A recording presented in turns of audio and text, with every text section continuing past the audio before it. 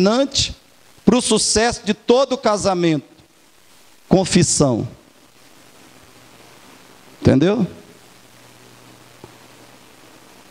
Quando um marido vê a sua esposa como o problema do casamento, o erro do meu casamento, o mal do meu casamento, a desgraça do meu casamento, é essa mulher que eu casei. Senão eu seria perfeitamente feliz.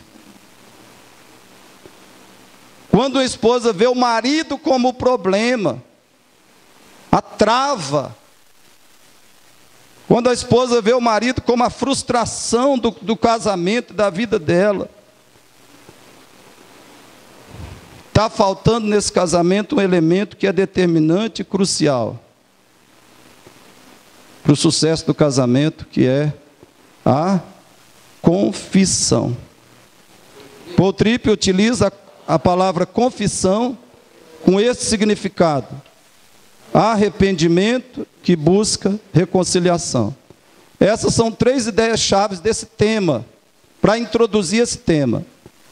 A primeira é que confissão, no livro, o autor utiliza a palavra com o significado de arrependimento que busca reconciliação. Vamos falar juntos? Arrependimento que busca reconciliação. Qualquer transformação em um casamento só poderá começar com a confissão, que é arrependimento que busca reconciliação. Então você entenda que o autor está usando a palavra confissão com o sentido de arrependimento que busca reconciliação, e não há arrependimento verdadeiro se ele não busca reconciliação com quem ele ofendeu, ou diante de quem ele ofendeu. Só há arrependimento quando eu busco reconciliação com aquela pessoa a quem eu ofendi. Pode ser Deus, pode ser minha esposa, pode ser um irmão em Cristo, pode ser um colega de trabalho. Então, só há arrependimento quando eu busco reconciliação. E não pode haver arrependimento sem confissão. Então a confissão ela é um elemento fundamental do próprio arrependimento e da própria confissão está inclusa no arrependimento. No arrependimento você não está disposto a confessar pecados. E qualquer transformação em um casamento só poderá começar, atente para isso, só poderá começar com a confissão. E para que haja confissão, queridos, tem que haver o quê? Quebrantamento de coração. Sabe qual é o problema hoje da maioria dos cristãos, da maioria dos casais? Nossos corações estão endurecidos. Nossos corações estão enrijecidos. Não há quebrantamento. Não havendo quebrantamento, não há humilhação. Não havendo humilhação, não há confissão. Porque confissão automaticamente subentende, né, que você está se humilhando. Se você está confessando, você está se humilhando, reconhecendo, admitindo o seu erro, sua falha, seu pecado, seu fracasso. E está dizendo para o outro: eu errei, eu pequei, eu falhei, eu feri você, e portanto eu te peço perdão. Se não há esse tipo de humilhação, também não há confissão. Uma coisa não pode existir sem a outra. Fale comigo ali, juntos. A confissão, arrependimento que busca reconciliação é uma chuva torrencial da graça de Deus no casamento. A graça de Deus começa a se manifestar num marido, numa esposa, quando ele tem essa atitude chamada arrependimento dos seus pecados, que busca reconciliação com o seu cônjuge. Não há graça de Deus em nós, irmãos, enquanto estamos vivendo na acusação, na crítica, no apontar o dedo para o outro, na condenação do outro, enquanto estamos achando que nós somos os certos e o outro é o errado. Não há graça de Deus em nós. Há sim autojustiça, né? E assim por diante. Então, há uma chuva torrencial que está começando da graça de Deus no casamento, quando nós temos alguém confessando os seus pecados para o seu cônjuge, com a disposição de ser perdoado e de abandonar esses pecados. Escute bem, se você fez alguma coisa errada, alguma coisa maligna, é o seu pecado que fez. Porém, se você faz alguma coisa correta, que agrada a Deus e beneficia ou edifica o seu próximo, não foi você que fez, foi a graça de Deus em você. Quando você comete o mal, comete o pecado, quando você fere alguém, ofende a Deus, isso é o mal que habita em você, é o seu pecado, é você mesmo, é você. Agora, quando você faz uma coisa certa, boa, correta, agrada a Deus, glorifica a Deus, edifica o próximo, isso não é você, é a graça de Deus em você. Por isso que Paulo está dizendo, não eu, mas a graça de Deus em mim. Não foi eu. Se eu fiz o que agradou a Deus, glorificou a Deus, se eu trabalhei muito mais do que os outros apóstolos, né? Ganhei mais almas para Cristo, evangelizei mais, fundei mais igrejas, que foi isso que Paulo fez. Ele está dizendo, não fui eu, foi a graça de Deus comigo, ou a graça de Deus através de mim.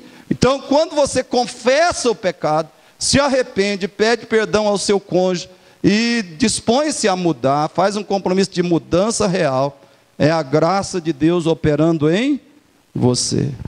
8, sinais da graça, confissão. A graça é a confissão é a graça. 8 sinais dessa graça, confissão no casamento. Em primeiro lugar, vamos falar juntos? Bíblica entre certo e errado. Quando o marido e a esposa são capazes de se autoavaliar, se autocriticar, com base nas escrituras, e essa autocrítica faz esse marido e esposa se convencer do que está errado nos seus procedimentos conjugais, e isso é a graça de Deus. Quando você se autoavalia segundo as escrituras, e você tem uma nítida percepção do que está errado, de como você pecou com o seu marido, de como você pecou com a sua esposa, e você percebe isso, você tem uma noção clara do que está errado. Você tem um discernimento preciso do que está errado em você, no seu relacionamento, e isso é a graça de Deus. Segundo,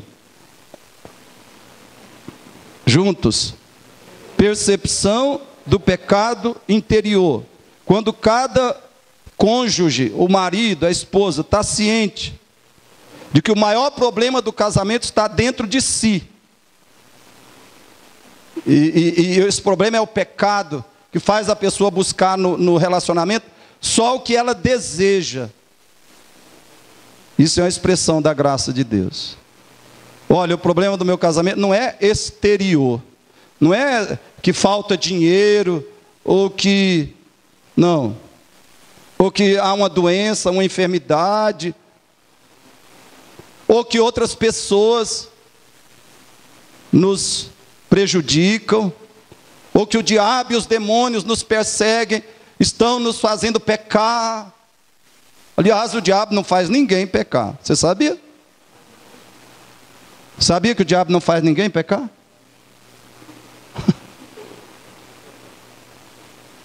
Só lá no neopentecostalismo, né? Só as igrejas neopentecostais. Que diz que o diabo faz o cristão pecar, inclusive possui o cristão, né? Possui o crente, domina ele, manipula ele do jeito que ele quiser. Sabe o que faz você pecar? O seu coração. Abra sua Bíblia aí em Tiago, capítulo 1. Vamos deixar isso mais claro um pouco, porque a gente gosta tanto de colocar a culpa no pastor. Não, meu problema é o pastor, ele não veio aqui em casa no dia e na hora que eu queria. Pare de colocar a culpa em mim, no William, no Cid, sei lá em quem. Ou no diabo, ou nos demônios. Vamos deixar isso claro aqui. Tiago capítulo 1. Tiago 1:12. Vamos juntos? Vamos lá? Bem-aventurado o homem que suporta com perseverança a provação. Mas esse é o 13. Vamos para o 13. Ninguém, ao ser tentado, diga: sou tentado por Deus. Porque Deus não pode ser tentado pelo mal, e Ele mesmo a ninguém tenta. Então Deus não leva você a pecar. E essencialmente, rigorosamente falando, nem o diabo leva você a pecar. O que leva você a pecar? Verso 14. Ao contrário, cada um é tentado pela sua própria cobiça, o seu egoísmo, a sua incredulidade, a sua rebelião a Deus, né? Cada um é tentado pelo seu próprio coração pecaminoso, maligno, quando esta cobiça o atrai e o seduz. Atrai e 15. Então a cobiça, depois de haver concebido, dá à luz o pecado. E o pecado, uma vez consumado, gera a morte. Então somos nós que causamos a nossa morte. Vamos parar de colocar a culpa no diabo, né? Ele não é nem um coitadinho, mas muita coisa é colocada na conta dele que ele não tem nem... Passou longe daquela história. Passou longe, né? Então o diabo, ele manda as tentações, né? Ele arma as ciladas, e aí você vai igual uma ovelhinha, um patinho. Por quê? Você foi levado pela sua cobiça, seu desejo de fazer o mal, sua busca do prazer do pecado. É isso que essencialmente nos leva a pecar. O diabo pode nos causar tentação, mas tentação em si não é pecado. Jesus foi tentado a transformar pedras em pães, a pular do lado do pináculo do templo. Jesus foi tentado, só que ele não pecou. Tentação em si não é pecado. Então você pode ser tentado, mas se você cai, é você que pecou, não foi o diabo, né? Então, quando nós temos um discernimento claro disso, o problema está dentro de mim, a minha cobiça, o meu egoísmo, a minha rebelião, o meu mundanismo, aí nós estamos experimentando a graça de Deus. Amém? Terceiro, uma consciência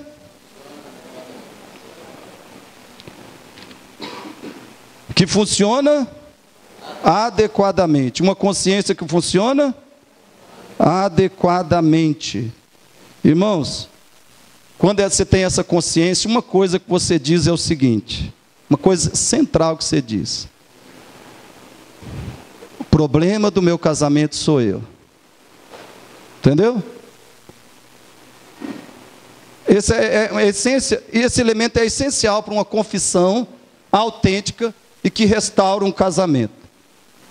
O problema do meu casamento sou eu.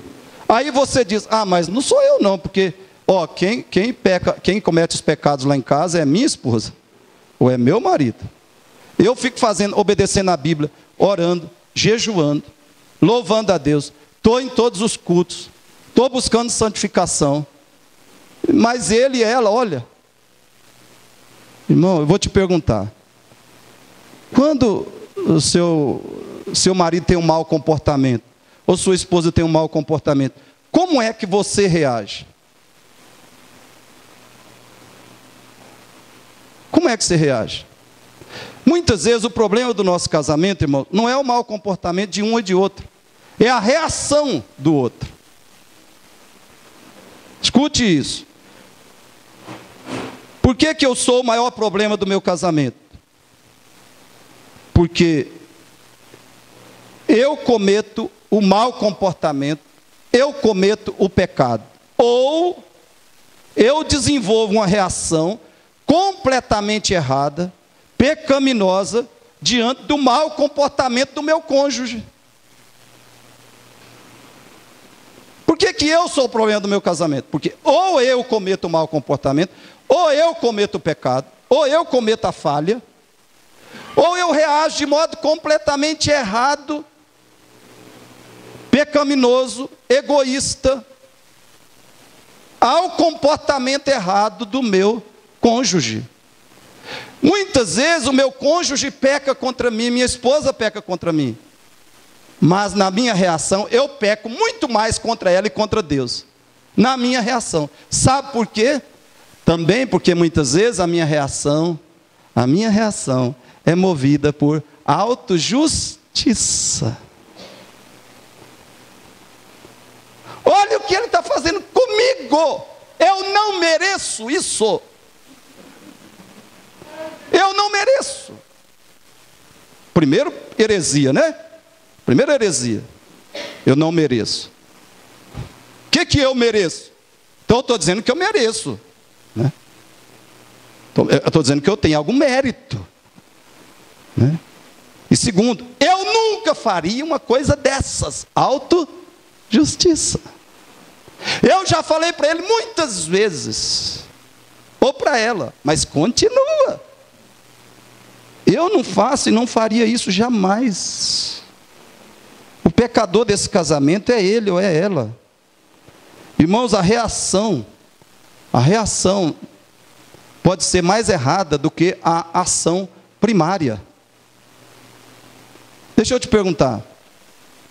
Quem foi o maior pecador na história do filho perdido? Chamado filho pródigo. Quem foi o maior pecador? O irmão mais velho ou mais novo?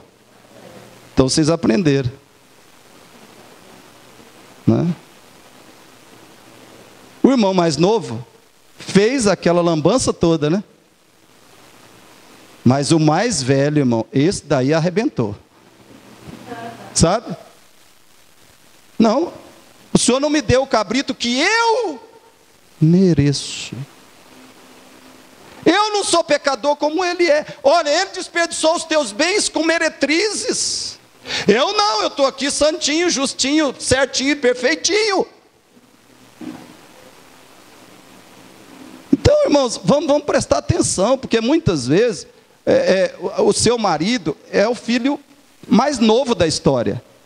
Ele errou, mas você age como o filho mais velho. Então, quem está sendo o maior problema na história? Quem foi o maior problema nessa história ali? Quem estava mais errado na história que Jesus contou do filho perdido? Quem estava mais errado? O irmão mais velho. Então, muitas vezes aquele que está ali orando, jejuando, estudando a Bíblia, né? É o mais errado na história. É o mais errado. Porque está reagindo de modo totalmente egoísta, né? na visão, na disposição do auto-merecimento, da autojustiça, do eu não sou igual ele ou ela, eu não faria isso jamais. Então vamos prestar atenção. Uma consciência que funciona adequadamente. Como é que esse sinal da graça aparece aqui? Quando nós sentimos profunda tristeza, vergonha, insatisfação com o nosso próprio egoísmo, isso nos leva a procurar a ajuda de Deus e dos outros para a nossa transformação. Aí nós estamos mostrando uma consciência que funciona adequadamente, que é a consciência do filho mais novo, não a do mais velho. A do mais novo estava funcionando adequadamente. Olha o que acontece no casamento. Antes da gente casar, a gente tem quase só atitudes de doação e serviço com o outro, né? Antes de casar, quase só atitudes de doação e serviço. Aí nós damos tudo, damos gentileza, paciência, respeito, tempo, atenção, presentes. Nossa, a gente é um doce quando é namorado, né? Oh, nunca vi gente assim. É um doce, né? É um carinho, é uma abnegação, é uma autonegação, é um sacrifício pelo outro. Eu já vi namorado que ia namorar, ia a cidade grande, ele ia a pé de um lado da cidade para o outro, a pés, né? Para conseguir encontrar a namorada, ou pega 2, 3 ônibus, né? Então, na fase do namoro, o outro está em primeiro lugar. Depois do casamento, a gente troca o serviço pelo egoísmo. Isso talvez por 2 razões. Primeiro, achamos que não precisamos mais conquistar o outro. Segundo, julgamos que não corremos o risco de perder o outro. Então, quando casa, a gente começa, a jararaca nossa começa a colocar a cabeçona para fora, né? Porque nós achamos que não precisamos mais conquistar o outro. Nós achamos que não há mais risco de perder o outro, está seguro, está garantido. Você vai ver o seguro garantido. Vai ter um casamento desgraçado ou vai acabar no divórcio. E o egoísmo, irmãos, se manifesta, ele começa com coisas insignificantes. Por exemplo, deixar coisinhas fora do lugar. Pega a chave para mexer com alguma coisa lá, deixa a chave lá.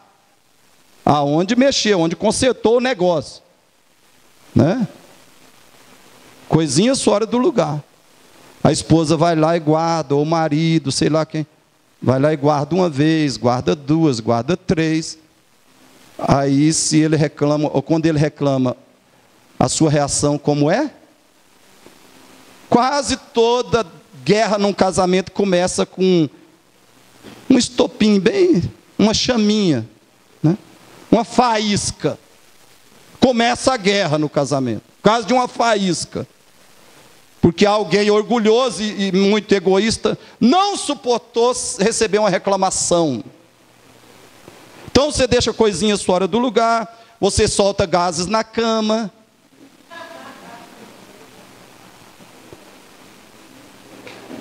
Ô, irmãos, não dá não, eu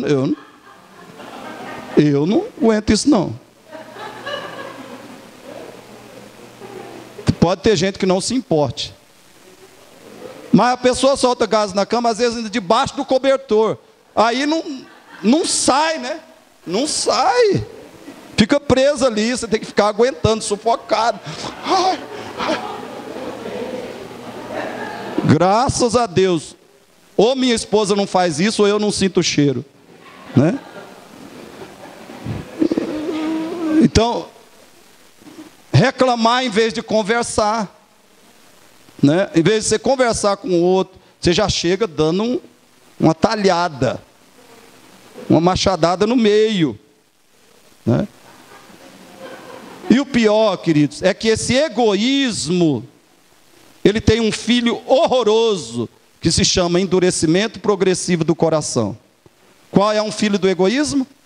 Endurecimento progressivo do nosso coração, que nos faz ficar à vontade com coisas que deveriam nos chocar, entristecer, envergonhar. Quantos casais estão assim? Com o tempo o coração foi sendo endurecido. E tem coisas no relacionamento que deviam chocar, entristecer, envergonhar muito a eles, mas o coração está endurecido, eles não se importam mais. 4. Vitória sobre a arrogância. Isso é um sinal da graça. Presta atenção. Qual que é o processo da arrogância no nosso coração e no relacionamento conjugal? Nós vemos as falhas e fraquezas do nosso cônjuge mais do que vemos as nossas. Eu vejo a falha e fraqueza da Rosana mais do que enxergo as minhas. Segundo, passamos a nos considerar mais justos, menos pecadores do que o nosso cônjuge. E ainda, achamos que o problema do nosso casamento é somente ou primeiramente o outro. Eu não. O problema é somente ele ou ela. Ou somente ou principalmente ele ou ela. E ainda, não aceitamos crítica e correção do outro. Então a arrogância está crescendo. Eu não aceito crítica. Eu não aceito ser corrigido pelo outro. Eu não aceito ser reclamado. E ficamos finalmente cheios de críticas e acusações ao outro.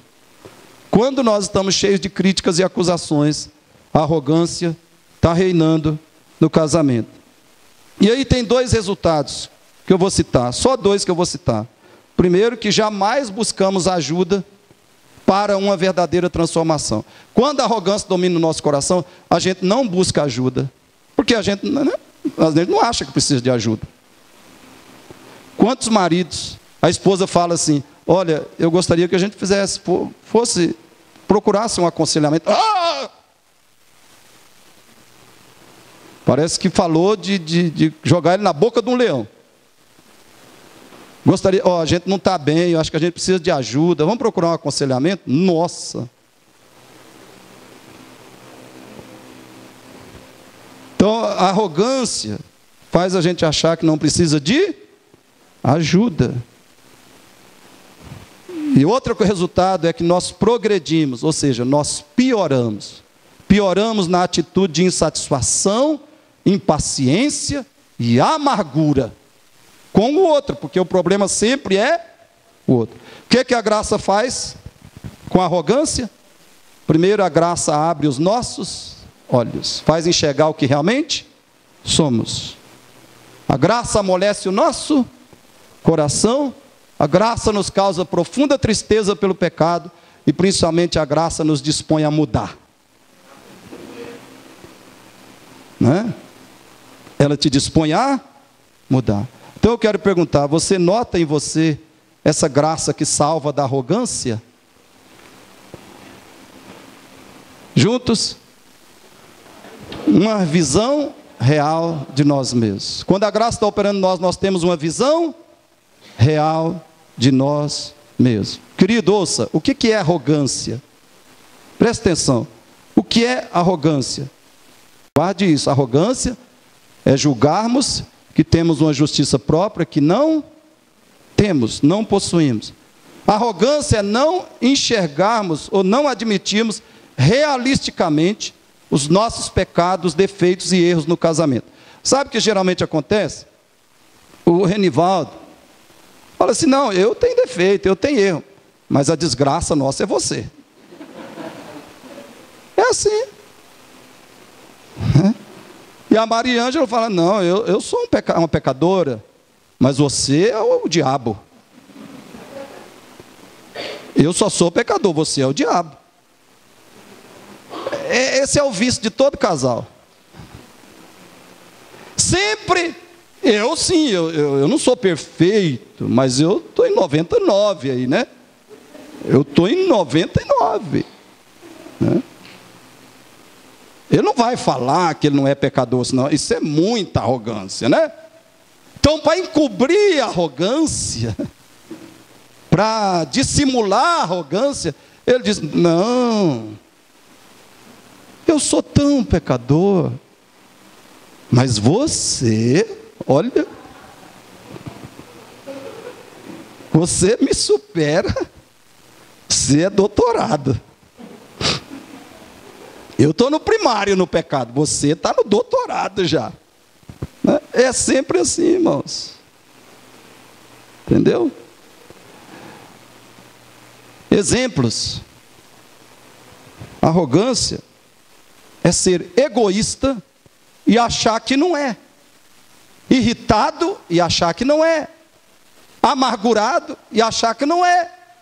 Arrogância é ser negligente e achar que não é. Teimoso e achar que não é. E olha, tem marido que é teimoso, hein? Ai, meu Deus, graças a Deus que eu não casei, que eu não sou mulher, porque tem homem que...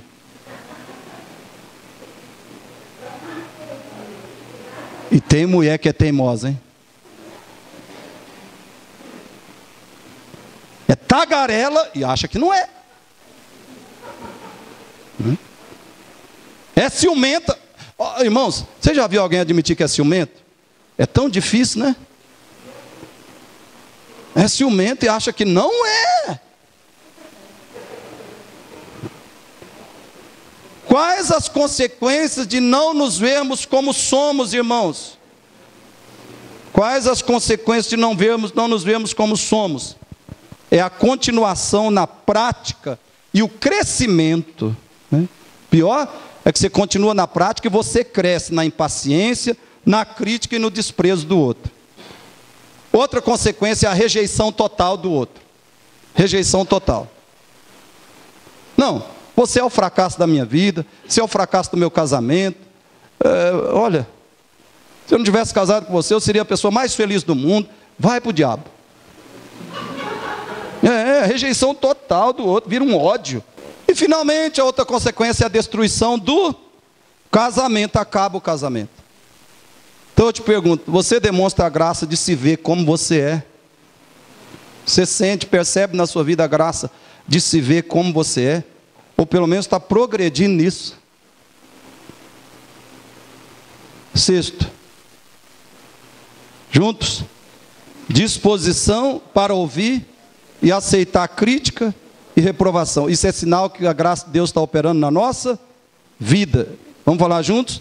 Disposição para ouvir e aceitar crítica e reprovação. Irmãos, por que isso é graça? Por que é graça? Primeiro, porque é muito fácil assumirmos a postura de autodefesa, né? É muito fácil alguém me falar algo que eu estou errado, que eu estou pecando, né? Que eu estou ofendendo alguém, e eu já me armar completamente.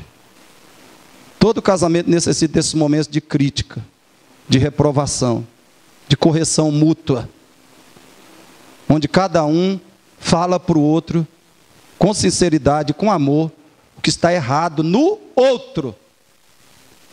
O casamento vai virar uma maravilha, quando nós aprendemos a fazer isso, e aprendemos a receber isso. Você quer um casamento que você não é criticado? Que você nunca é reprovado? Irmão, isso é impossível, você não é santo. Eu sei que não é. Você ainda não é impecável. Ou é? É? Todo marido e esposa precisa ter humildade, que é abertura para ouvir, e coragem para ser sincero com amor. Nós temos abertura para ouvir, humildade e coragem para ser sincero com amor. Irmãos, Gálatas 6:1, Mateus 18:15. Mateus 18:15, quem puder fala comigo. Se o teu irmão pecar contra ti, vai arguí-lo entre ti e ele só. Se tem uma pessoa que você tem a oportunidade de fazer isso, é a sua esposa, seu marido. E que você mais talvez precise fazer. Se o teu irmão pecar contra ti, vai arguí-lo entre ti e ele só. Só que a gente pensa muitas vezes que isso não é para casamento, não é para marido e esposa, mas é principalmente para casamento, irmão. E Gálatas 6:1, o que diz? Se alguém for surpreendido na alguma falta, vós que sois espirituais, não irmão mais velho, espiritual, ou seja, que fala assim, eu sei que eu sou mais pecador do que ele ou ela, e eu podia fazer pior do que ele ou ela fez. Aí você é espiritual. Com essa consciência, com esse quebrantamento, com essa mentalidade, essa humildade, você tem autoridade para corrigir seu marido e sua esposa. Vós que sois espirituais, corrigi-o com espírito de brandura, e guarda-te para que não sejas também tentado. A graça nos capacita a enfrentar o medo da repreensão e da realização de mudança. Então eu pergunto, você tem esse medo do casamento franco e sincero? Irmãos, um casamento saudável, que vai se tornando mais forte, mais feliz, é aquele onde as pessoas não têm medo de serem francas e sinceras uma com a outra. Se você tiver medo de ser franco, de ser sincero com o seu cônjuge, o casamento pode ficar emperrado. A graça também se manifesta quando nós estamos dispostos a ouvir, aceitar críticas e reprovação. Você está disposto a isso? Sétimo lugar, juntos, vamos lá? Não ter medo do arrependimento, confissão. Por que nós temos medo do arrependimento? Porque não queremos enfrentar o desafio e o desconforto da mudança. Irmãos, mudar não é gostoso, né? Porque o nosso egoísmo ele é tão resistente, tão teimoso, tão rebelde, que ele não aceita ser jogado fora. Por isso que a mudança é difícil. Nós amamos demais o nosso ego. Não queremos enfrentar o desafio e o desconforto da mudança. E não queremos mudar porque amamos o nosso status egoísta. Por exemplo, eu sou um marido que só sou servido pela minha esposa e nunca a sirvo em nada. Ah, como eu amo esse status. Para a minha carne é tão gostoso só ser servido, não é? Chego em casa, pego o meu celular. Ai, que gostoso agora. Agora eu vou assistir uns 30 vídeos, né? De 30 minutos cada um. Vou assistir uns 30 vídeos aqui. Vou ler umas 300 mensagens no meu Facebook, no meu Instagram, no meu Twitter. Eu não sei como é que as pessoas estão inscritas em tanta rede social, sabe? Eu não entendo isso, como é que crente pode usar tanta rede social. Então aí eu vou navegar nas águas, não é do Espírito, né? E minha esposa vai fazer o almoço, vai limpar a casa, varrer a casa, né? Vai lavar a roupa, passar a roupa, vai trocar a fralda do menino, né? Minha esposa vai trazer o suco gelado na minha mão.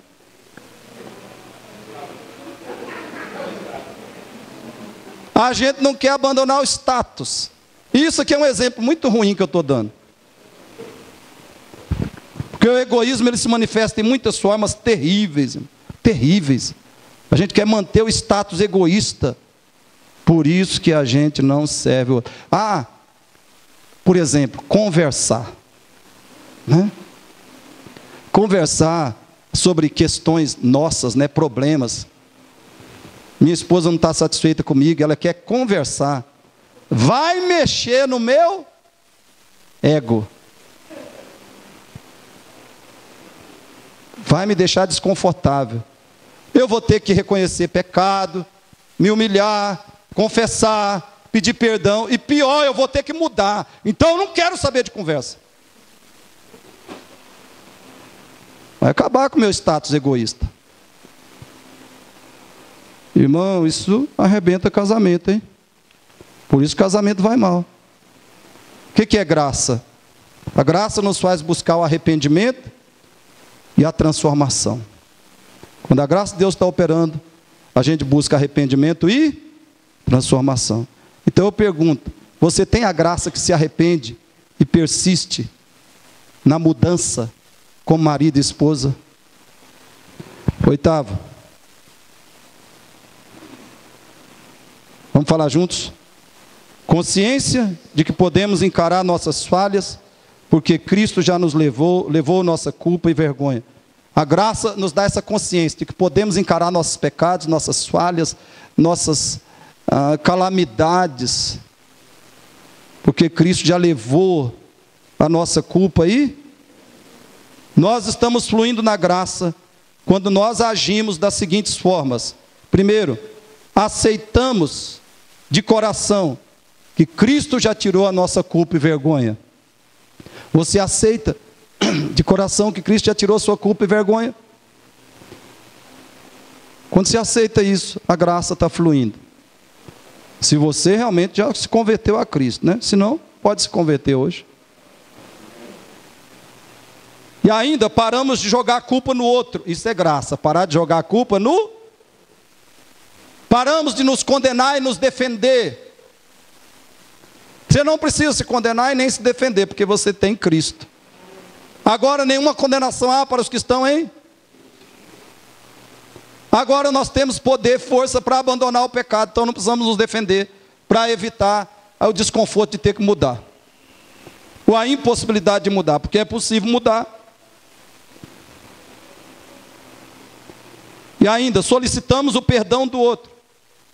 Nos comprometemos a mudar e pedimos ajuda para mudar. Isso é sinal da graça. Vamos ver rapidamente aqui. Hábitos diários de um estilo de vida de confissão. Irmãos, hábitos, como praticar o que você ouviu agora. Como praticar o que você ouviu até agora. Agora vamos passar para a parte prática. Amém? O que que o casal tem que fazer? Primeiro, seremos... De novo, irmãos. Seremos sinceros no espírito de amor. Fale comigo. Eu serei sincero no espírito de amor. De novo. Eu serei sincero com o meu cônjuge no espírito de amor. Irmãos, somente a verdade dita com amor agrada a Deus e é acolhida, é recebida pelo outro. Mas antes de falar, desabafe com Deus. Desabafe com Deus a sua dor, a sua mágoa e a sua raiva, para que você não jogue tudo isso em cima do seu cônjuge. Lembre que você vai ser sincero, vai falar com ele com amor, não é com ira, não é com aquele espírito de vingança, não é procurando matar, destruir o outro, não. Então, antes de falar, desabafe com Deus sua mágoa, sua ira, sua tristeza, sua decepção. Desabafe com Deus sua raiva. Aí você chega e fala, igual um anjo, né? Ô meu bem, ô querida, olha, eu queria falar isso, porque você já derramou o que tinha que derramar diante de... Você não tem que derramar em cima do outro. Você vai buscar reconciliação, e não punição do outro, vingança do outro. Não somos nós que temos que justiçar o outro, né? Segundo, seremos humildes quando nossas falhas forem expostas pelo outro. Vamos falar de novo, irmãos? Seremos humildes quando nossas falhas forem expostas. Irmãos, do que nós precisamos para fazer isso? Escute bem. Precisamos desligar o nosso sistema de defesa. Precisamos valorizar o que o outro diz. Lembrar que a reprovação é a graça de Deus vindo ao nosso encontro. Tomar a Bíblia como nosso padrão. Tome a Bíblia como seu padrão para se reconciliar com seu marido e sua esposa. E lembrar que o sangue de Jesus apaga os nossos pecados. Então, para ser humilde, o que nós vamos para sermos humildes? Desligar o sistema de defesa que há dentro de nós. Valorizar o que o outro diz. Lembrar que quando somos reprovados, a graça de Deus está vindo ao nosso encontro. E olha, é uma das melhores formas que a graça de Deus se manifesta na nossa vida, é quando nós recebemos uma crítica construtiva, amorosa e não um elogio. Claro que o elogio é Deus querendo nos encorajar. Mas a crítica construtiva é Deus querendo nos transformar. Então é a graça de Deus, entenda isso. Tome a Bíblia como padrão nessa conversa. Para você ser humilde, tem que tomar Jesus como padrão. E lembrar que o sangue de Jesus apaga as suas culpas. Terceiro, juntos não procuraremos nos justificar. Não procure ou seja, não tente encobrir os seus pecados e não tente fugir da sua responsabilidade, apontando os pecados do seu marido ou da sua esposa. Não encubra seus pecados. Não tente encobrir. Não tente fugir da sua responsabilidade, apontando os erros, pecados da sua esposa ou do seu marido. Quarto, vamos juntos. Corrigiremos erros sem demora. Abra a sua Bíblia em Efésios 4, 26. Você pode até irar, mas você não pode pecar. E uma forma que a ira nos leva a pecar é quando a gente vai assim, sabe? Cozinhando ela no nosso coração. A gente vai guardando a ira, atiçando um foguinho mais na ira, tá? Aí daí um pouco a gente explode igual aquelas panelas de pressão. Já viu a panela de pressão explodir? É um estrago. Quando você vai cozinhando a ira, deixando a ira te cozinhar por dentro, sabe? Uma hora você explode igual aquela panela de pressão. Você se destrói e destrói os outros. Você se mata e mata os outros quando você deixa a ira ficar fervendo dentro de você. Por isso que a Bíblia diz, irmãos, que o ofendido não pode demorar, não deve demorar a ajudar o outro a reconhecer seu pecado. Se o seu cônjuge, seu marido pecou contra você, não demore em ajudá-lo a reconhecer o pecado dele. E você que ofendeu, não demore a pedir perdão. Quando Paulo diz, não se põe o sol sobre a vossa ira, o que significa isso? No mínimo, quer dizer que ele está dizendo, se houve um conflito entre você e uma pessoa hoje, resolva isso hoje. Não durma sem pedir perdão e perdoar. Não durma sem falar com o seu cônjuge do que te feriu, do que te ofendeu, sem se reconciliar com ele e com ela. Vamos juntos. Ouviremos? Isso significa ouvir cuidadosamente. A questão, ouvir. Não tenha pressa em falar. Quando o outro estiver falando com você, não fique já preparando a sua resposta. É triste isso, irmão. Você está falando com o outro aqui, e ele está digitando a resposta dele. Será que ele está ouvindo?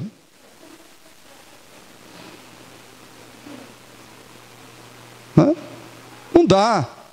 Então, ouça, pare, deixa o outro falar, entenda. Tente entender tudo, perfeitamente entender o que ele está falando.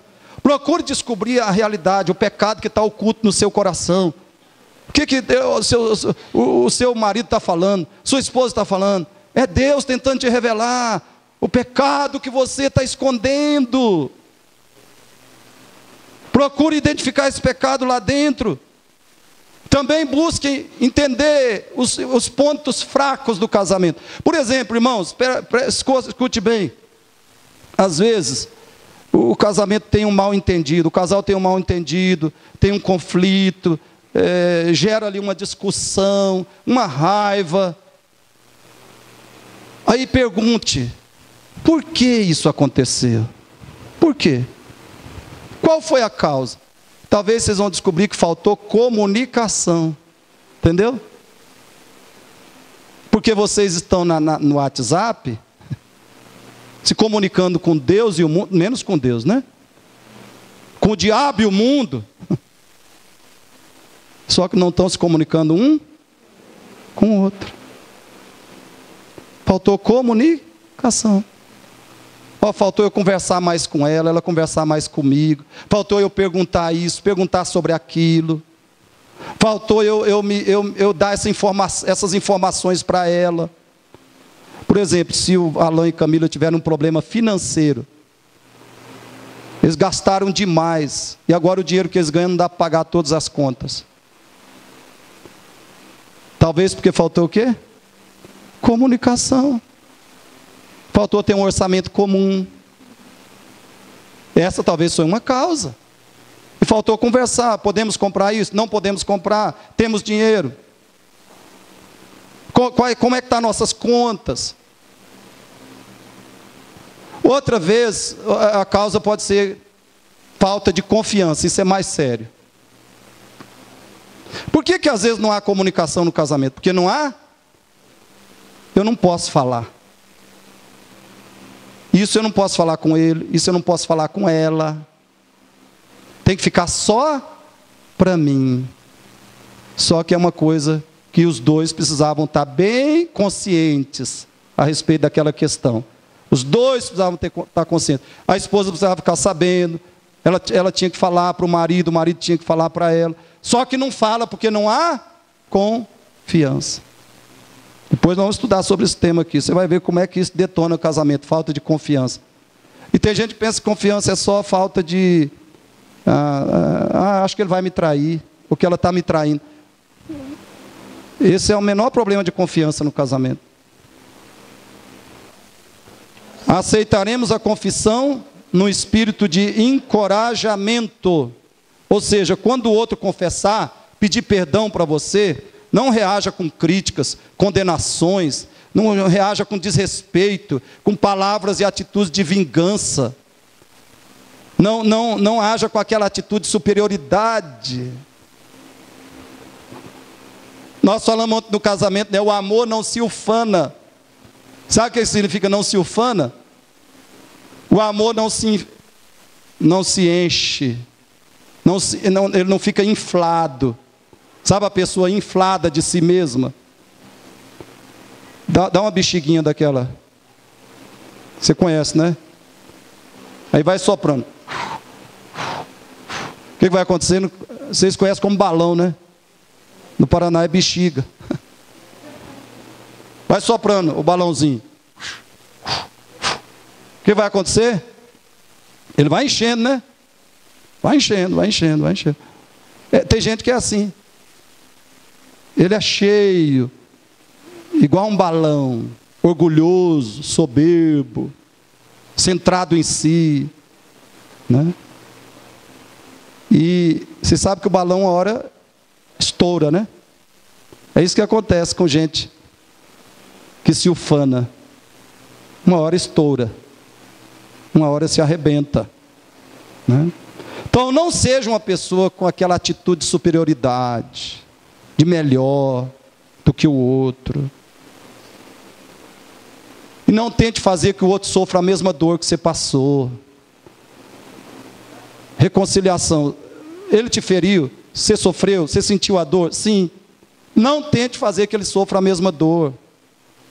Se tiver que sofrer, é Deus que vai fazer. E aí, gente, é perfeito, sabe? Deixa Deus fazer, porque é perfeito.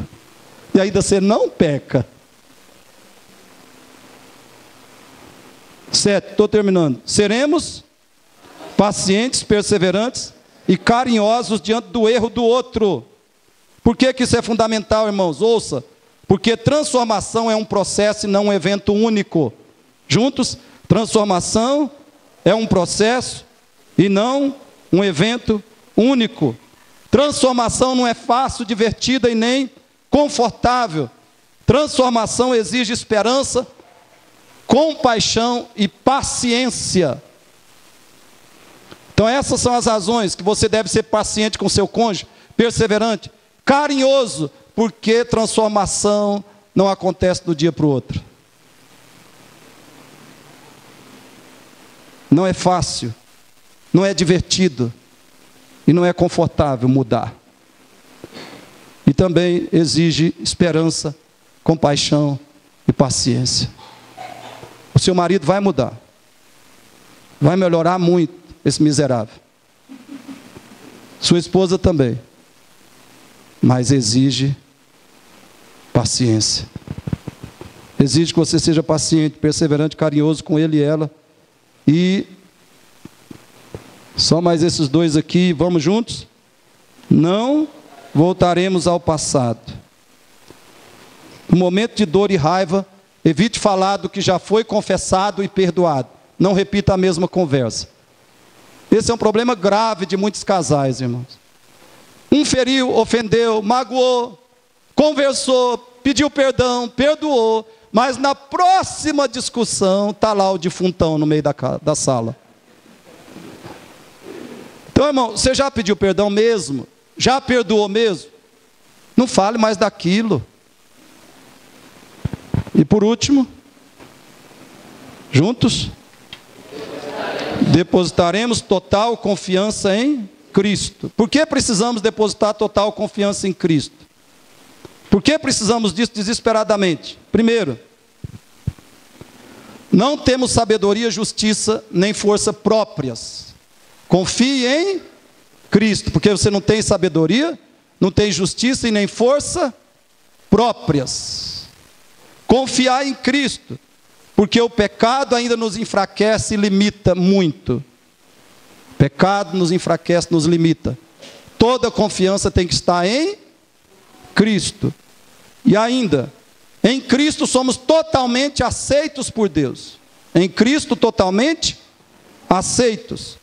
Em Cristo não precisamos de autojustificação, até porque a autojustificação é um fracasso total. Em Cristo somos livres da autodefesa e do medo, porque Cristo é a nossa defesa. Cristo é a nossa justiça. E Cristo é o nosso poder para mudar. Então não precisamos do medo. E ainda em Cristo podemos viver com sinceridade e humildade, porque foi assim que Ele viveu e é assim que Ele nos capacita a viver. Com sinceridade e em Cristo temos pleno perdão e restauração. Pleno perdão e restauração. Então, irmão, não tenha medo da confissão. Arrependimento que busca reconciliação. Se comprometa a praticar isso, e o seu casamento vai ser um casamento forte e feliz.